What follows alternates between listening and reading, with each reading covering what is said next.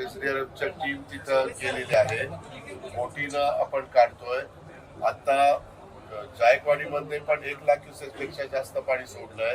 माजलगाव मधनं पण 1,00,000 क्युसेस पेक्षा जास्त पाणी सुटलंय आणि त्याच्यामुळं असणारं सगळं गोदावरी नदीचं प्री कॅचमेंट एरियातलं पाणी, शिवाय ह्या धरणांचं पाणी, शिवाय त्याला मिळणाऱ्या सिंपळ नद्या, त्याच्या बाकीच्या उपनद्या त्यांचं पाणी, त्याच्यावर तिथं मोठ्या प्रमाणावर आपल्या महाराष्ट्रातल्या वेगवेगळ्या भागातल्या शेतकऱ्यांचं अतोनात नुकसान झालेलं आहे. पिकं सगळी पाण्यामध्ये गेलेली आहेत. काही गावं पण त्यांना पाण्याने वेढलेलं आहे.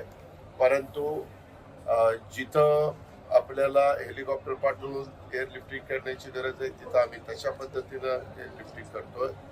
जिथं आपल्याला बोटी पाठवून त्यांना सुरक्षित ठिकाणी आणता येईल तिथं तशा प्रकारे आपण आणतोय. अनेक ठिकाणी जायला रस्ते देखील पूर्णच्या पूर्ण वाहून गेलेले आहेत आणि त्याच्यामुळं पाण्याची एकंदरीत पातळी कमी कशी होईल. कारण मला काही तासापूर्वी गिरीश महाजन साहेब बीड जिल्ह्याच्या परिसरात होते. ते एका ठिकाणी पाहणी करायला जाताना रस्त्यावर 5 फूट पाणी होतं आणि येताना 30 पाणी 7 फूट झालं. असं पाणी पण अजूनही पाऊस थांबलेला आहे. पाऊस बराचसा आता कंट्रोलमध्ये आलेला आहे, पण पाण्याची पातळी वाढती ही वस्तुस्थिती खरी आहे आणि त्याच्यामुळं सगळेच असे घाबरून गेलेले आहेत त्या भागातली लोक, आमचे शेतकरी, आमची सर्वसामान्य जनता.